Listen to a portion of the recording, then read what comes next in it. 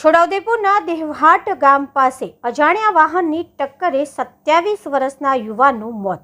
છોટાઉદેપુર તાલુકાના Rangpur police station વિસ્તારમાં આવેલા દેવહાટ ગામ તરફથી મેરિયા ગામ તરફ જવાના રસ્તે એક્ટિવા પર સવાર બે વ્યક્તિને અજાણ્યા વાહને ટક્કર મારી હતી, જેમાં ઈજાઓ થતા જગાભાઈ સેવલાભાઈ રાઠવા ઉંમર વર્ષ 27 રહેવાસી ગામ હાસડા તાલુકો જિલ્લો છોટાઉદેપુરનું અવસાન થયું છે, જ્યારે મહેશભાઈ ઉકારસિંહ રાઠવાને ઈજાઓ થઈ હતી। અત્રે ઉલ્લેખનીય છે કે આજરોજ તારીખ 9/4/2025ને સવારે 9 કલાકે મહેશ ઉકારસિંહ રાઠવા અને જગાભાઈ સેવલાભાઈ રાઠવા તેઓની એક્ટિવા લઈને જરૂરી કામે જતા હતા। તે સમય દરમિયાન દેહાટથી છોટાઉદેપુર તરફ જતા મોરિયા ગામ તરફ જવાના રસ્તે એક લીલા કલરની અજાણ્યા ટ્રક વાહનની ટક્કરે પોતાની ટ્રકને પૂર ઝડપે ગફલતભરી રીતે બેદરકારીથી હંકારી લાવી એક્ટિવાની પાછળ ટક્કર મારી અકસ્માત કર્યો હતો, જેમાં જગાભાઈ રાઠવાને પગમાં સાથળના ભાગે તથા શરીરના ભાગે ગંભીર ઈજાઓ પહોંચી હતી અને મોત નીપજ્યું હતું। આ અકસ્માત થતાં ટ્રક ચાલકે ટ્રક લઈને